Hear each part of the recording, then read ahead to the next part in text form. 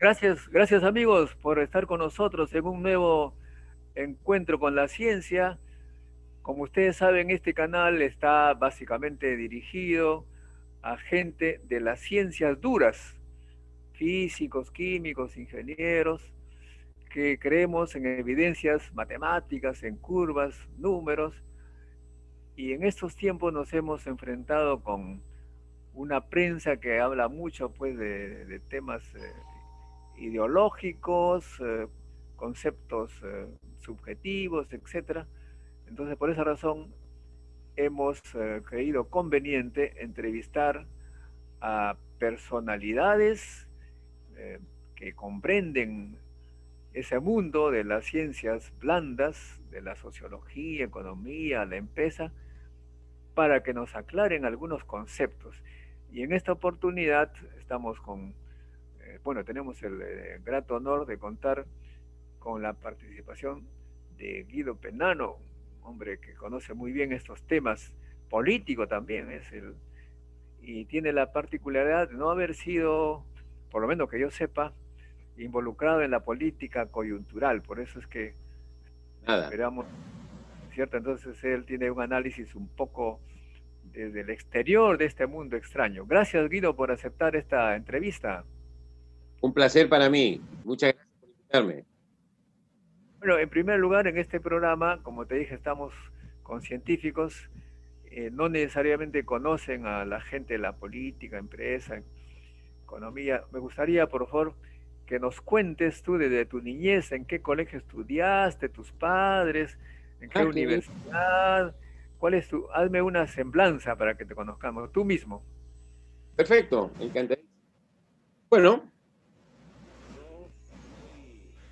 yo nací en el año 51 en Trujillo, en La Libertad, porque mi padre, italiano, que llegó al Perú después de la Segunda Guerra Mundial, mi padre había sido marino de la Marina Italiana y fue contratado por la Compañía Peruana del Guano para hacer todo un overhaul a todos los buques de la Compañía del Guano que por razón de la guerra se habían parado por falta de repuestos y demás y necesitaban una, digamos, recuperación. Y entonces, después de la guerra, mi padre lee en Génova, en el periódico, que se buscaba un ingeniero mecánico naval para el Perú.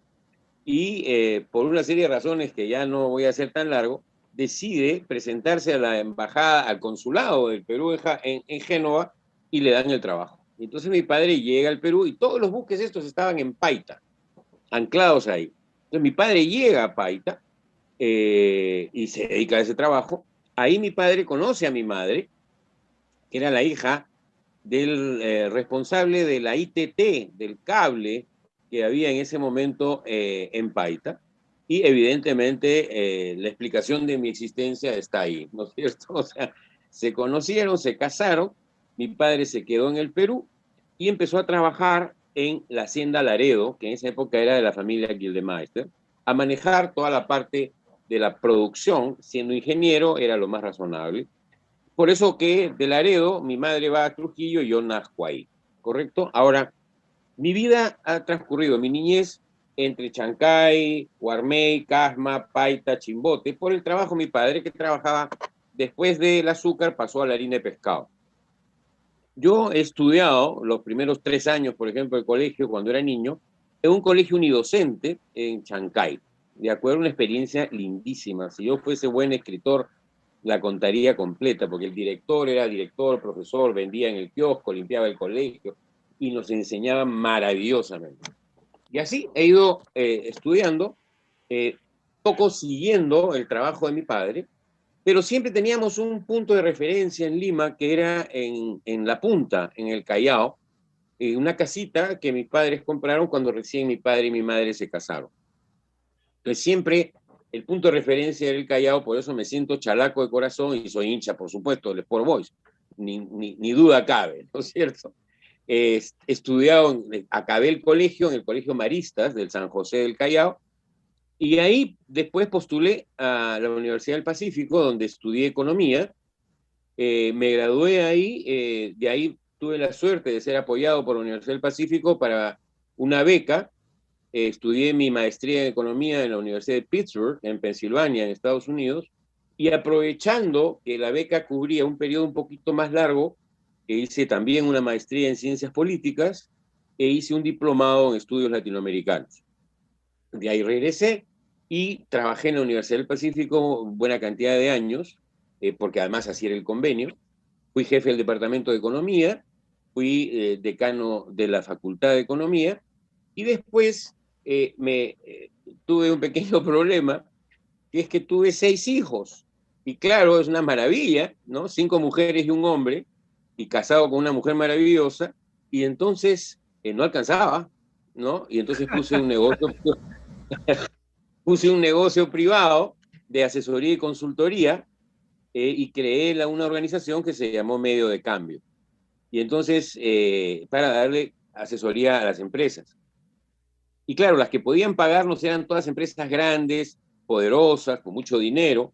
Evidentemente ganamos muy buen dinero en ese periodo, pero a mí me daba mucha bronca porque la pequeña empresa no podía acceder a nuestra información y a nuestras consultorías.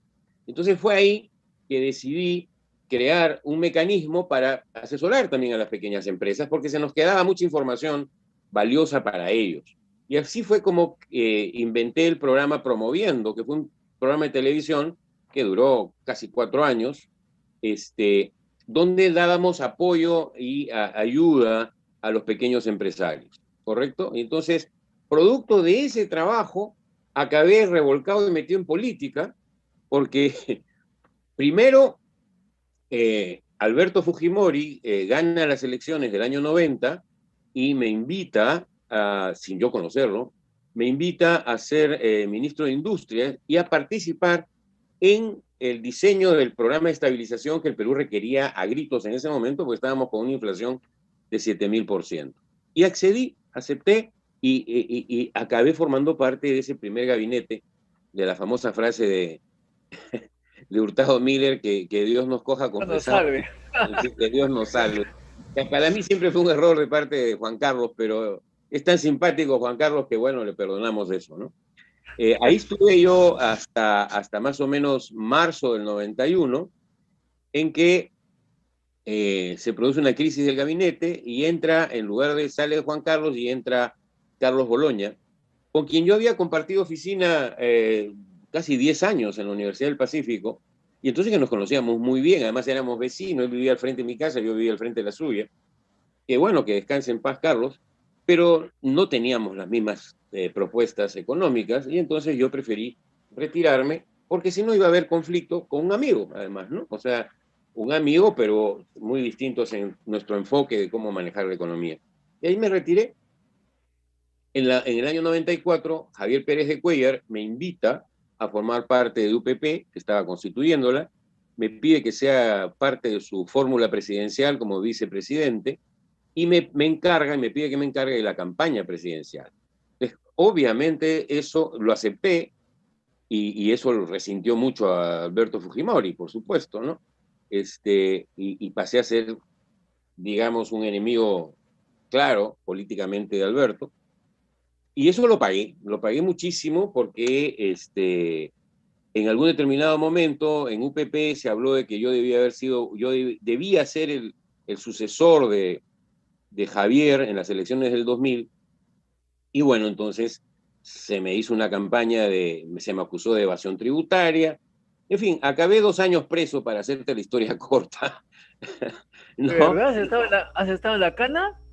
2 años, por eso yo digo que tengo maestría en cárceles, ¿de acuerdo? Me Wow, no ofrecieron sabía. del Perú, me ofrecieron chamba, mis amigos de Estados Unidos me dijeron, Guido, vente para acá y olvídate. Dije, no, no, yo no me escapo de ninguna manera. Y seguí viviendo mi vida normal hasta que un día, bueno, la policía me cogió en un momento horroroso, pues estaba en una camioneta con mi esposa y mis hijos, imagínense lo que fue, es un trauma total, y acabé en una cárcel que es una cárcel que está entre Chiclayo y Ferreñafe, que se llama Pixi, y ahí purgué 2 años de cárcel. Una ¿Cuál experiencia fue la, cuál fue la acusación? ¿Cuál fue acusación la de evasión tributaria de una empresa donde yo no era el gerente general y donde yo solamente tenía el 20% del accionariado. A todas las demás personas no los metieron presos, pero a mí me tenían que meter preso. Es más, eso es lo que querían. Eso lo manejó el señor Montesinos. Fue gracioso porque imagínate que ya en la confrontación con el juez, después de 4 horas de interrogatorio y de mostrarle al juez pues, que aquí no había ninguna evasión ni nada, el juez me mira ya cansado y me dice, señor Penano, disculpe usted, yo sé que usted es inocente, pero tengo órdenes de meterlo preso. Entonces, claro, así era el Perú del año 98-99. Entonces yo le dije, ok, hubiéramos empezado así, nos evitábamos 4 horas horrorosas, pero bueno, igual me fui a la cárcel, ¿no? Estuve en la cárcel 2 años, fue muy duro para mi familia, para mi esposa, me quitaron todo mi patrimonio, pero acá estoy de regreso, feliz de la vida, ¿correcto? Sin odios ni rencores, y dictando clases, regresando a hacer mis consultorías y mis negocios, y bueno, dispuesto a conversar con ustedes después de este violento resumen, crash course de la vida de Guido Penano. Ah, qué bien. Oye, interesante. Por eso es que esta parte es muy, muy valiosa para los que nos escuchan, los que nos siguen. Y hay veces encuentro coincidencias con las personalidades que invito. Yo estuve en la Carnegie Mellon Institute, en la Universidad Carnegie Mellon. Ah, claro. Yo vivía a 2 cuadras, ahí en Square Hill. Estaba En invitado Shadytown. ahí como científico invitado, estaba investigando allí. Muy Mis interesante. respetos, ¿ah? Ese Instituto Carnegie Mellon decía que era uno de los más importantes en computación, pero Claro. lo que más me acuerdo era que de ahí había salido una actriz pequeñita que se hizo muy famosa, no sé si te acuerdas, una actriz famosa. Bueno, en todo Vale. caso, en esa época se veía como Pittsburgh pasó de ser una ciudad de obreros y plantas de acero, etcétera, a una ciudad de alta tecnología, ¿no? Sí, sí. Cambió totalmente. Tú conoces mejor que yo porque como economista seguramente has analizado. No, y además, yo viví en Pittsburgh entre el año 73 al año 76, ¿correcto? Y todavía en esa época era la ciudad más contaminada de los Estados Unidos. Habían días en que no se apagaba la luz pública porque el tizne del carbón que se usaba en las acerías que estaban en el río Allegheny, en el río Monongahela, era de tal intensidad que estaba oscura la ciudad. Imagínate, en esa ciudad he vivido yo. Cuando quiebra la industria del acero norteamericana, es que Pittsburgh se transforma y de ser una ciudad, como tú muy bien has dicho, de obreros siderúrgicos que ganaban en esa época $50 la hora, imagínate, o sea, eran obreros con una calificación y una remuneración espectacular, pero ese mismo hecho hizo que quebrara, porque Corea salió con una industria acerera hipercompetitiva y arrasó con Pittsburgh en términos de ciudad del acero, ¿no? Y bueno, otra coincidencia contigo es que algo de relación tienes con Chimbote. Y Chimbote también, pues ahí estaba la siderúrgica, ¿no es cierto? Claro, claro. Y la pesca, pero en nuestro caso Chimbote no ha cambiado como Pittsburgh a una ciudad de conocimiento, sino que se ha quedado como un basural increíble, asqueroso, esa playa totalmente destruida. Eso es un cambio, ¿no? De país, uno que cambia adecuadamente y el otro que deja nomás los daños de la industrialización salvaje. Bueno, y también otra Sí. coincidencia es que en la época de Fujimori, pues me dediqué a un poco desbaratar las teorías que las vírgenes lloraban, etcétera, mostraba que conciencia se puede manipular y además también cuando comenzó a hacer escucha ¿cómo se llama? Los chuponeos telefónicos. Me acuerdo que me hacían entrevistas y yo mostraba cómo se podía hacer eso fácilmente, etcétera. Y de repente descubrí que me pusieron a un coronel retirado para que me siguiera. Y se metieron a mi biblioteca ahí en la azotea que tenía. Eh, menos mal que no tenía, pues no tenía ningún problema con impuestos porque todavía era pobre. Hasta ahora soy pobre, aunque Somos.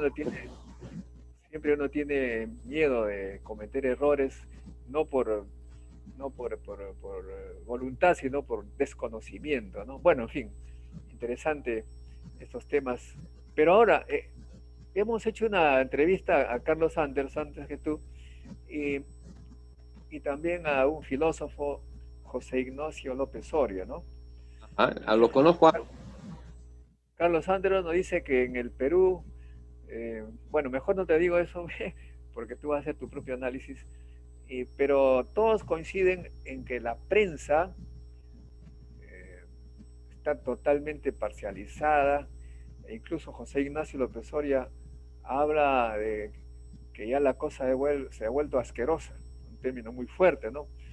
No hay una buena información. Y eso me ha hecho recordar a Noam Chomsky, tú conoces muy bien, que habla de las 10 estrategias para manipular la población. Eso es un poco complicado, ¿no? No importa con quién esté, cuál sea el preferido, pero esa forma de manipular la población me parece triste.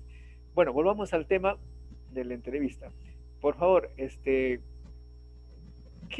concepto se maneja ahora para calificar una economía de un país? ¿No? Se habla de liberalismo, economía social de mercado, neoliberal, eh, comunista, todo se ha escuchado en estas elecciones.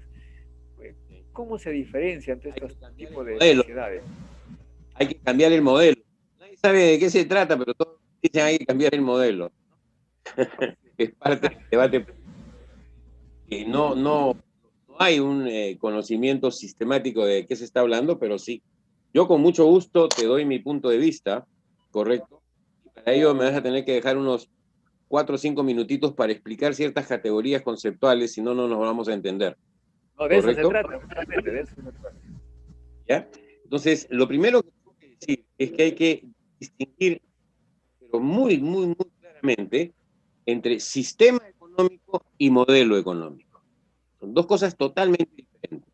Los sistemas económicos son pocos, ¿correcto? En el mundo, la historia de la humanidad, hemos tenido la antigüedad, el feudalismo, el capitalismo y el socialismo. Esos son los sistemas. ¿Qué caracteriza a un sistema? Bueno, básicamente lo siguiente. ¿Tiene o no tiene propiedad privada? ¿Tiene o no tiene sistema de mercado funcional? El sistema de mercado. ¿Fija precios de la mano de obra o no? ¿Fija precios del capital o no? ¿Correcto? ¿Cuál es el rol del Estado? ¿Es un Estado promotor? ¿Es un Estado propietario? ¿Es un Estado regulador? Etcétera. O sea, todas esas categorías nos permiten entender en qué sistema económico estamos caminando. Evidentemente, dentro de cada de esos sistemas hay modelos, ¿correcto? He citado la antigüedad, he citado el feudalismo, por supuesto. El sistema feudal, su característica fundamental, ¿cuál era? Que la mano de obra no recibía un salario, sino que la mano de obra trabajaba y pagaba una renta al propietario de la tierra. Era un siervo, servidumbre. En el Perú lo hemos tenido, traído al siglo XVIII y XIX, en el yanaconaje. El yanacona era exactamente igual a un siervo. Por eso algunos autores decían el Perú era semifeudal, no sé si te acuerdas de eso. Y hacían referencia, se basaba su argumentación en que habían yanaconas, que es el equivalente al siervo del periodo feudal. ¿Correcto? Luego, ese siervo se libera y adquiere la libertad para vender su fuerza de trabajo, para vender y cobrar un salario. En ese momento ya no estás en el sistema feudal, estás en el sistema capitalista. ¿Correcto? El precio de la mano de obra la fija el mercado y el precio del capital es la tasa de interés. Y se acabó el feudalismo, visto así como sistema. Luego viene una revolución socialista en algunos países donde el Estado asumió el 100% de la propiedad de los medios de producción. Y el Estado fijaba precios, salarios, tasas de interés, etcétera, etcétera, etcétera. ¿Y qué se hacía? Entonces el Estado se convierte en el gran proveedor, regulador, etcétera, y propietario. Eso es el sistema socialista, comunista, como le quieran llamar. ¿Correcto? Entonces ahí tienes sistemas económicos. Ahora, dentro, por ejemplo, del capitalismo, ¿no? Que es el sistema en el que el Perú ha estado y está, tienes también una segunda categoría que son los modelos. Cuando el Perú sale a la luz como república, venía aplicándose en el Perú lo que se conoce como el modelo económico colonial. El modelo económico colonial era un modelo, ¿correcto?, básicamente impuesto, por supuesto, por la metrópoli, en la que nosotros teníamos que producir en nuestro territorio todo aquello que España necesitaba. Y España nos abastecía de todo aquello que nosotros necesitábamos. Entonces, el modelo colonial estableció un mecanismo por el cual nosotros producíamos lo que no consumíamos y consumíamos lo que no producíamos. Por lo tanto, tenías que tu actividad económica triangularla con la metrópoli. Es más, cuando nosotros producíamos algo que podía competir con la producción de la metrópoli, nos lo prohibían. Por ejemplo, ¿no? Por ejemplo, los obrajes, la producción de confección. En el Perú la capacidad para hacer telas era una maravilla en la época incaica, basta con ver los mantos que todavía quedan por ahí. Todo eso se prohibió. Solo se podía hacer tela de última categoría, burda, porque esa sí a España no le interesaba venderla acá. Igual pasó, por ejemplo, con los vinos y aguardientes. Nos prohibieron comprar uva, porque competía con el aguardiente o sobre todo con los vinos que España traía a América, ¿no? O sea, el modelo colonial entonces era durísimo en el sentido que tú solo produces lo que yo necesito, ¿no? Hay casos extremos, por ejemplo, Argelia con Francia.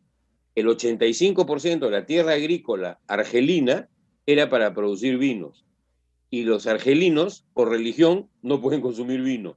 ¿Te das cuenta? O sea, ya eso es cuando llevas el modelo colonial a extremos de locura, pues, ¿no? O sea, toda la producción agraria fundamental de Argelia era para satisfacer a Francia, que sí toma vino. Los musulmanes están prohibidos de tomar vino, ¿no? Ya ese es un caso llevado el modelo colonial llevado al extremo. Ok, pero a partir de la República desaparece ese modelo colonial y, basado por supuesto en herencia colonial, nosotros aplicamos el modelo primario exportador. Dentro del capitalismo, modelo primario exportador dentro del sistema capitalista. ¿En qué consiste el modelo primario exportador? Bueno, como no puedes transformar un modelo colonial de 350 años de la noche a la mañana, ¿no? Continúas viendo qué le interesa al resto del mundo que tú puedas producir. Y entonces acudes a tus recursos naturales. Y entonces vas a encontrar que la historia de nuestro país es una sucesión de auges y crisis que cada una de ellas tiene el nombre de un recurso natural.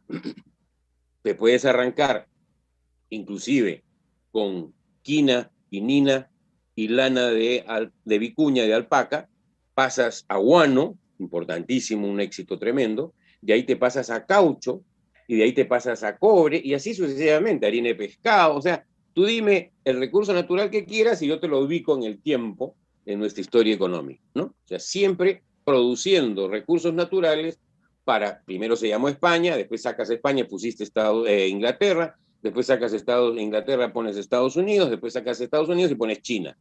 Cambia el socio de afuera, pero el modelo es un modelo primario exportador. Hoy día en el Perú estamos viviendo el modelo primario exportador. ¿En base a qué te lo digo? El 70% de los ingresos que el Perú recibe de su comercio exterior son básicamente minerales. Y subrayo esto y te digo, ojo, estoy diciendo minerales, no estoy diciendo metales. Hay una diferencia gigantesca entre minerales y metales, porque el mineral es materia prima y el metal ya es un insumo. Ahí hay un proceso de elaboración.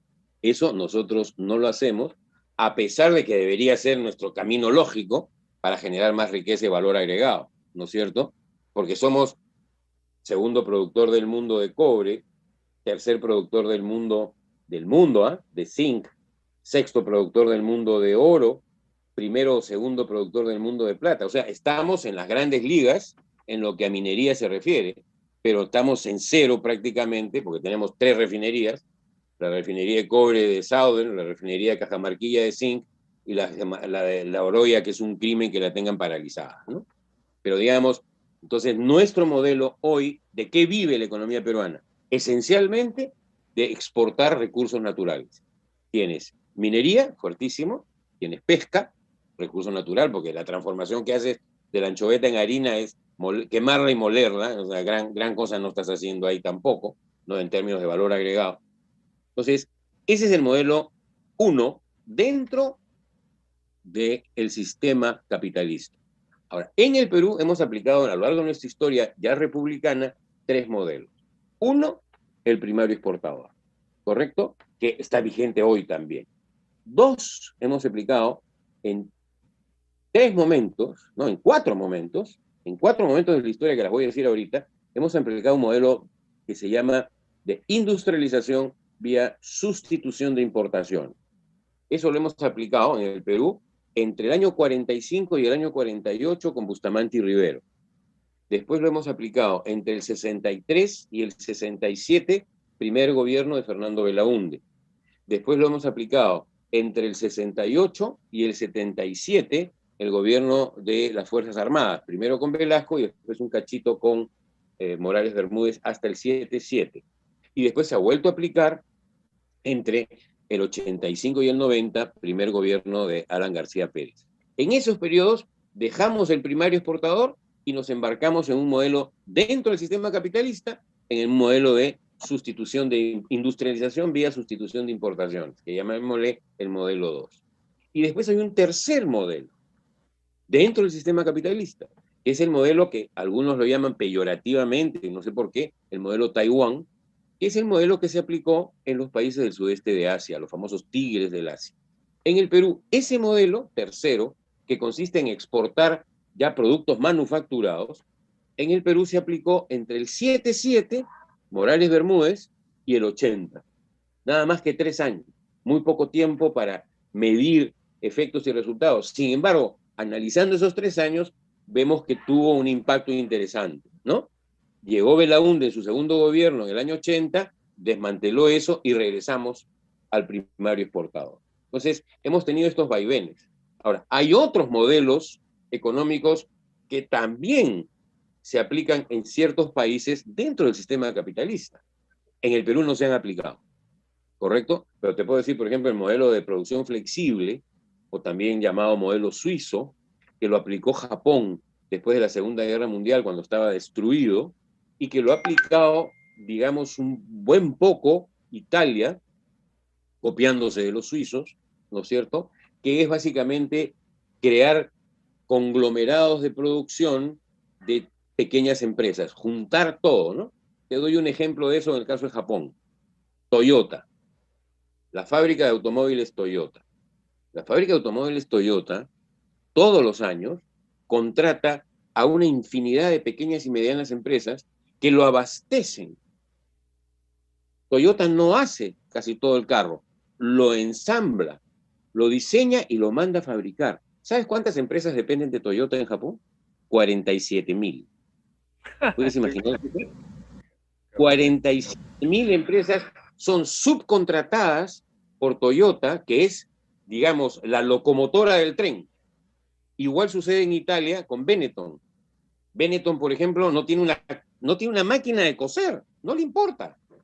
Todo lo subcontrata. Entonces, ese mundo de la subcontrata se llama el modelo de producción flexible, que algunos países lo alientan muchísimo y que yo modestamente creo que en el Perú deberíamos fomentarlo masivamente porque tenemos una cantidad de pequeñas y microempresas que podrían articularse a este proceso, ¿no? Yo lo he hecho en el Ministerio de Industrias en el año 90, cuando lanzamos un programa que fue el millón de par de zapatos,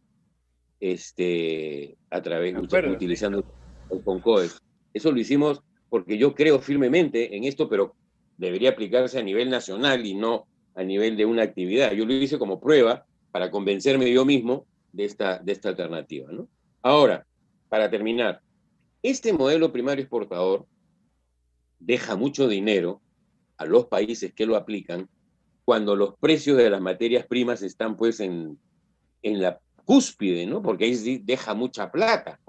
Entonces, ¿qué ha pasado? Gobiernos de izquierda, llamémosle así, dentro del sistema capitalista, pero gobiernos pegaditos a la izquierda, citemos uno, Evo Morales, ¿no? Citemos, si quieres, otro, Correa, ¿no?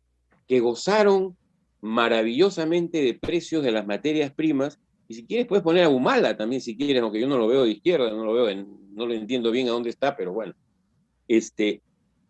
usaron, les molestaba decir que ellos estaban aplicando un modelo primario exportador, porque se supone que el modelo primario exportador beneficia a los ricos, terratenientes del azúcar, de las minas, del algodón, ¿no? De la caña, etc.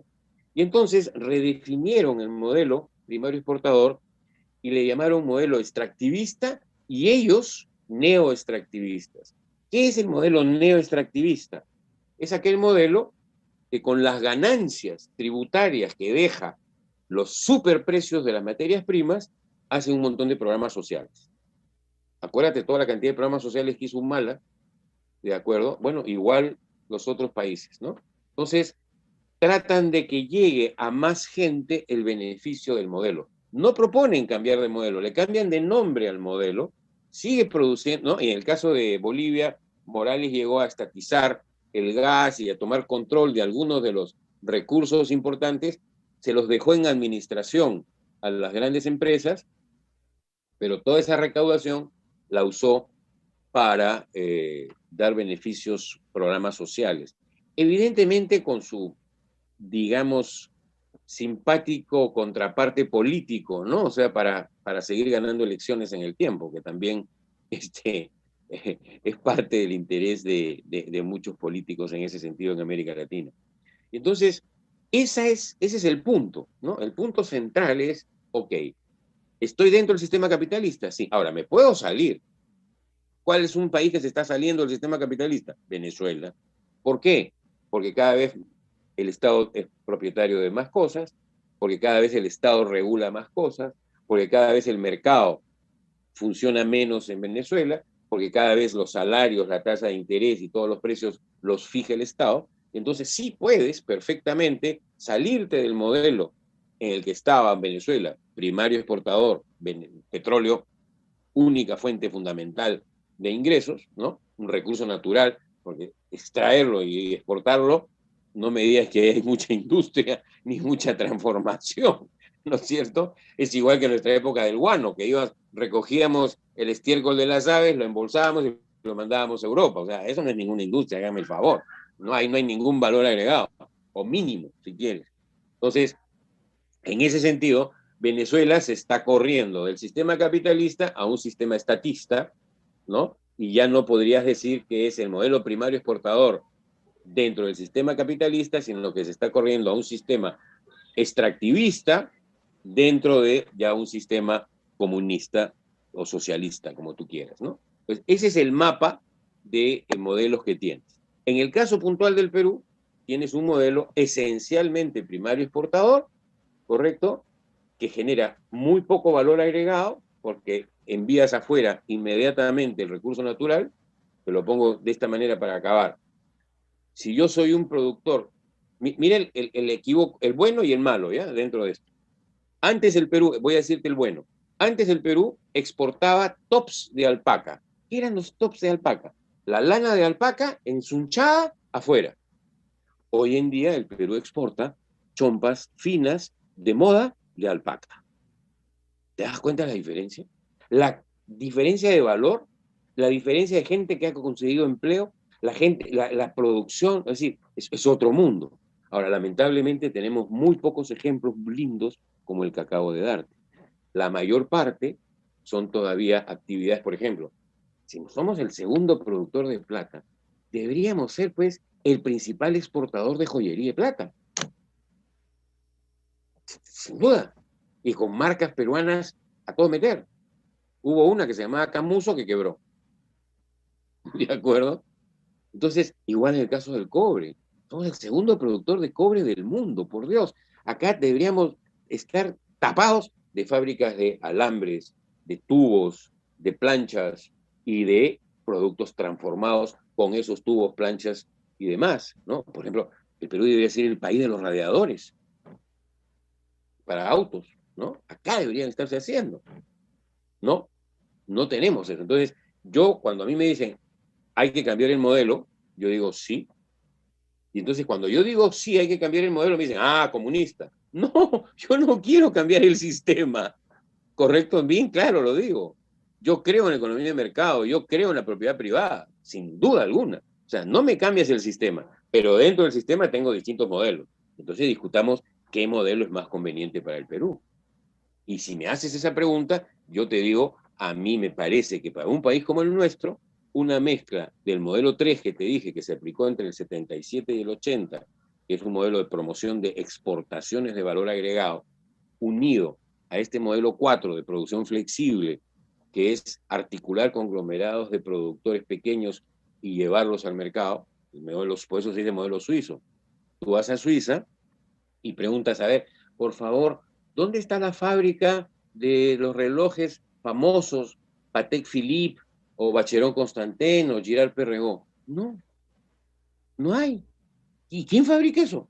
Pequeños artesanos, que cada uno de ellos hace una pieza, otra pieza, y el diseñador es Girard Perregaux, el diseñador, ¿me explico?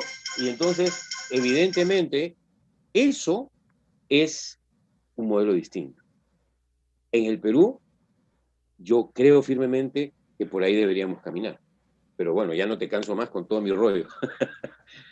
No, no, al contrario, está recontra súper interesante.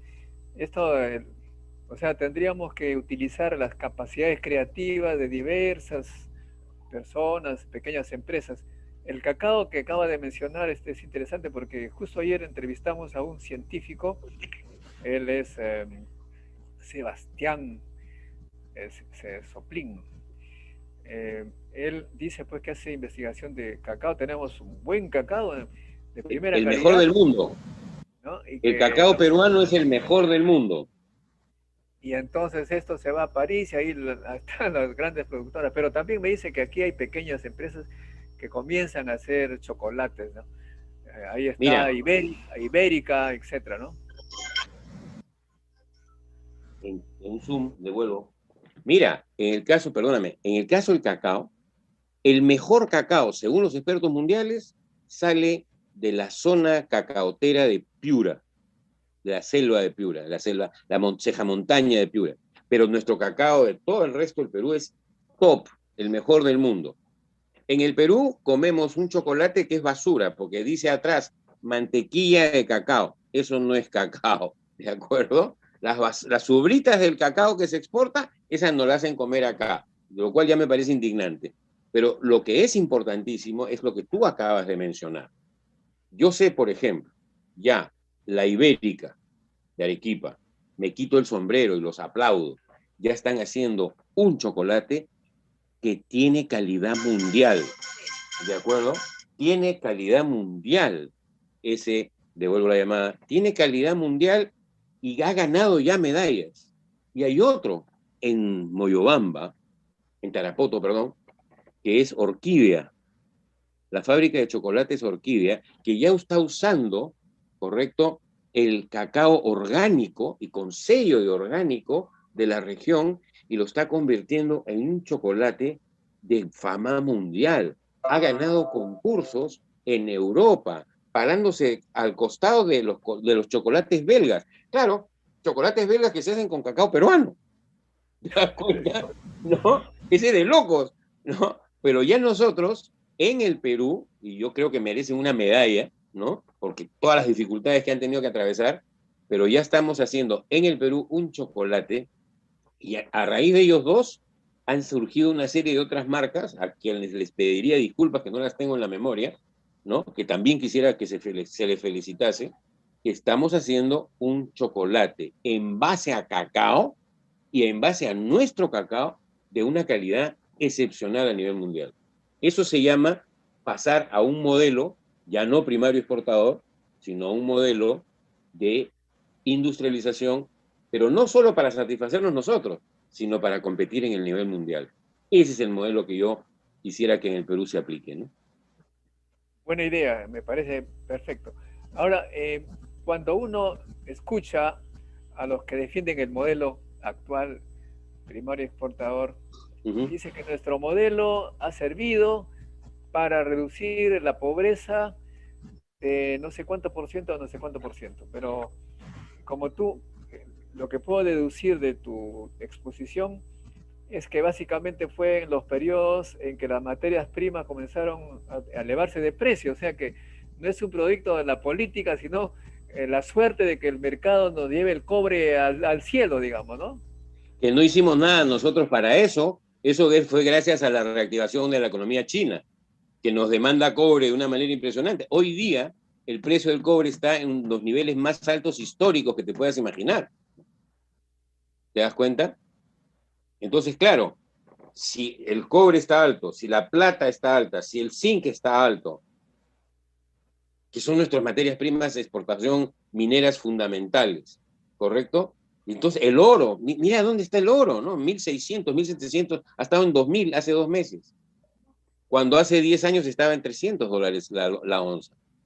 El caso de la libra de cobre, cuando se hizo Antamina, que era recontra rentable, calcularon la rentabilidad, la posibilidad, digamos, evaluaron el proyecto Antamina, que si el precio de la libra estuviese en 80 centavos de dólar, ellos ganaban plata. Está a 4. Claro. Está a Increíble. 4. Increíble. Por eso digo, entonces, saco de tu exposición la conclusión de que no es el modelo, sino es el precio gracias al desarrollo de los chinos, ¿no? Pero bueno, justamente sobre ese tema podríamos hacer un análisis similar al caso de Venezuela, porque Venezuela tenía un precio de petróleo más arriba de $100, ahora está menos de 50.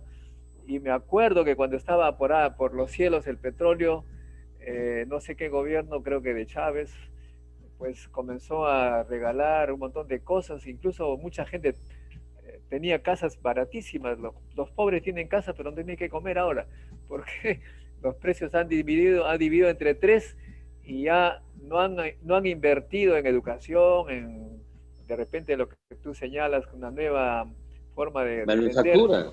Y Manufactura. claro, o sea que en ese caso también llego a la conclusión que no es tanto el modelo, sino también, digamos, los precios de los minerales, en este caso del petróleo, ¿no? Y claro, Lo que Bolivia pasa, tiene más lo que suerte. pasa es que, sí, lo que pasa es que no debemos cometer el error, muchas veces que cometemos, que también asociamos modelo político con modelo económico. Ojo, porque Claro, fíjate tú el caso chino. Chino es un país en este momento capitalista, pero con partido único. Ahí no hay democracia. ¿Te das cuenta? O sea, tú puedes tener economía y mercado y puedes no tener democracia. Son dos cosas diferentes, ¿no? Es igual, mucha gente dice liberalismo. Momentito. Liberalismo es una categoría política que implica tus valores, tu visión de una serie de cosas. El liberalismo tiene en economía un concepto distinto, que es librecambismo. Correcto, que también ahí cometemos ese error. O sea, en materia económica, el liberalismo ideológicamente y político me dice que su corresponsal al concepto político del concepto económico es librecambismo. ¿Qué implica el librecambismo? Libertad de importar y exportar sin, ¿no es cierto?, trabas, sin cuotas, sin prohibiciones, sin aranceles excesivos, ni nada por el estilo. Ese es el librecambismo.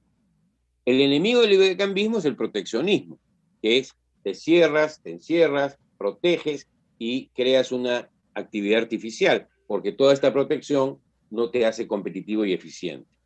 ¿Correcto? Entonces, no caigamos en el error, ojo, de asociar directamente modelo económico con modelo político.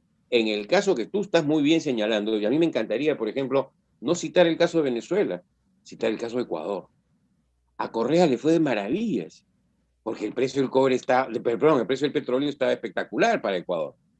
Tuvo la suerte, Correa, la suerte de que cuando él deja el gobierno, a Lenín Moreno, el precio del petróleo se cayó. Y entonces ahora critican a Lenín Moreno porque el pata ha tenido que bailar con la más fea, ¿me entiendes? Y entonces a eso ayudó muchísimo a que el, digamos, seguidor de Correa estuviese a punto de ganar las elecciones en Ecuador ahora. a mí me ha sorprendido que ganara el otro señor. ¿Por qué? Porque la performance económica tiene pues tremendos impactos en el campo político, ¿no? Ahora, en Venezuela la cosa es distinta, porque si hubiese democracia, Maduro no estaría ahí, ya lo hubieran cambiado, ¿correcto? Pero igual Y lo estaría, hubieran cambiado. pero igual estarían de pobres pues, con el precio del petróleo, o sea que... No sé si más pobres o menos pobres, habría que sentarse a ver qué impacto ha tenido eso, pero efectivamente, ahora, ojo, que en el caso de Venezuela, y no se menciona, hay un recurso nuevo que está generando muchos ingresos, que es el oro. ¿Desde Venezuela cuándo está eso? está hace más o menos unos 4 o 5 años, así como nosotros tenemos 3.000 millones de dólares de oro anuales que no los contabilizamos del pequeño productor de oro, Venezuela también está teniendo eso fuertemente. Pero a las exportaciones de minerales, en este caso, del mismo nivel que Perú. Venezuela, Sí. mira, está al 70%, ¿eh? Es No, importante. me refiero en la cantidad, el valor absoluto en Sí, sí, dólares. sí. Más o menos un 70% de los 3.000 millones que el Perú produce de oro de estas características, ¿no? Del oro del pequeño productor. No, la pregunta es, las exportaciones en dólares, no en porcentaje, sino en cantidad de Venezuela, ¿es comparable a de Perú? No, no, no, no. A la totalidad de Perú, no. Te lo estoy diciendo. La de Venezuela es más o menos unos 2.000 millones de los 3.000 millones que es Perú, de la producción de oro del que se llama el oro informal, del pequeño productor, de ese, porque Perú tiene unas minas de oro al costado mucho más grandes, ¿no? Claro, ahora nosotros en nuestro grupo de análisis científico creemos sobre todo en la educación, ¿no? No nos importa el Fundamental. modelo, no nos importa el modelo, como dijo Mao Zedong, ¿no?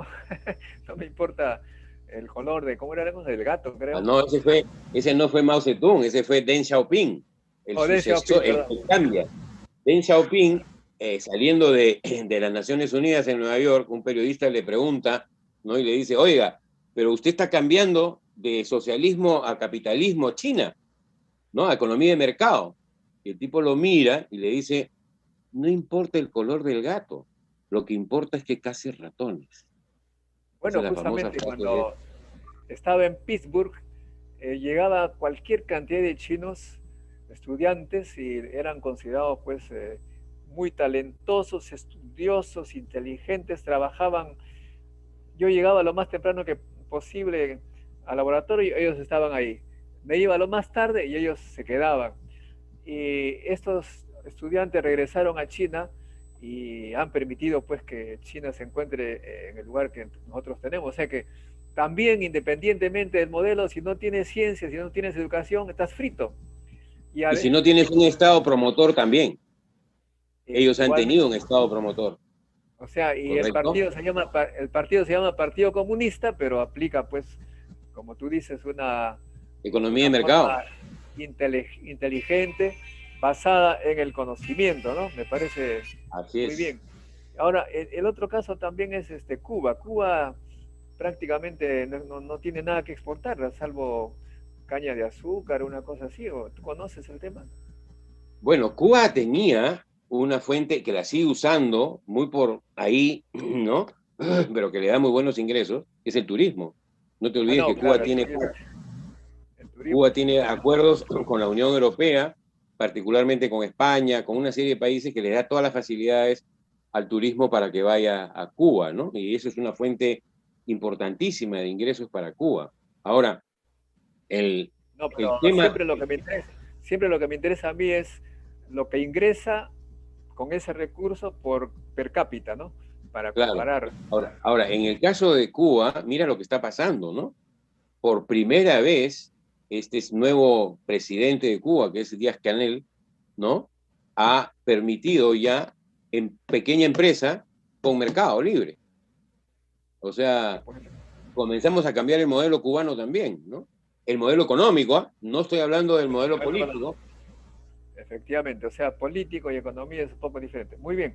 ¿Y cómo ves, para ir terminando, Sí. en este debate que hay entre Pedro Castillo y Keiko, los veo medio confusos porque para mí lo que he visto en la práctica, tú puedes entrar con un discurso para ganar elecciones y al final esa es otra cosa.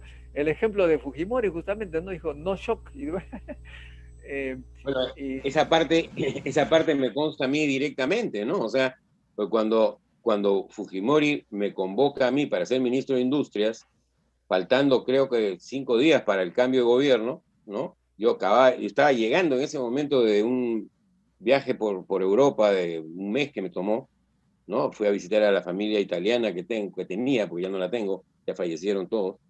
Este, pero digamos, yo llego y me convocan prácticamente del aeropuerto, paso por mi casa, dejo las maletas y me llevan a Palacio, me lleva Juan Carlos Hurtado, y yo me siento con Fujimori, a quien no conocía, y que lo había escuchado decir el no shock, ¿no? Y me invita a formar parte del gabinete y a hacer el programa de estabilización. Entonces yo lo miro y le digo, oiga, pero yo no concuerdo con usted. ¿Cómo me dijo? Claro, usted dice el no shock, y yo creo que la única manera de resolver este problema es aplicando medidas muy drásticas que caen dentro de la categoría del shock. Y me mira y me dice, no, me dijo, yo voy a hacer lo que ustedes me digan. Así de claro. No, entonces le dije, entonces vamos a aplicar, yo le dije, yo aplicaría esto, ahí, ¿no? Instantánea la receta, porque la tenía acá en la cabeza de lo que pensaba yo que se tenía que hacer. Me dijo, sí, me dijo, ok, si es así, acepto ser ministro de Industria, pero con esa condición, ¿no?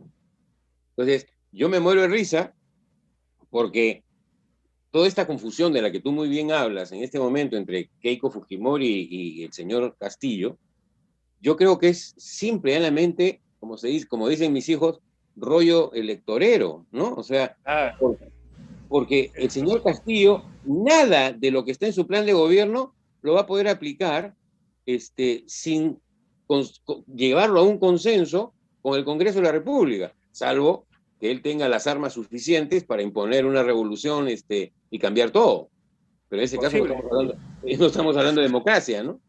Pero dentro de un contexto democrático, nada de lo que está en su plan de gobierno, que es el plan de gobierno del señor Cerrón, podrá aplicarse en el Perú, y dudo honestamente que el Congreso de la República, tal como veo que está constituido, le apruebe una de sus medidas. Y Así por de otro claro te lo lado, digo. un poco el sentido común a mí me dice que si Pedro Castillo se sale 1 milímetro de la Constitución, lo vacan. No me cabe duda. En el Perú ya le perdimos el miedo a la vacancia. Hemos visto que es un deporte, hemos visto que es un deporte entretenido, además, ¿no? Nos hemos vacado 3 presidentes así, pim, pim, pim. Entonces, un cuarto, tranquilo, ¿no? Ya la población ya se dio cuenta que no es grave hacer una cosa así, que el país sigue Ahora, funcionando. ahora para ganar las elecciones uno dice cualquier cosa. Ahora, por ejemplo, la señora Keiko dice que va a aumentar la pensión 65, va a duplicar, o sea, es prácticamente como comprar votos. Para mí es cosa que sería un poco complicado. En fin, el otro tema que nos preocupa mucho es la prensa.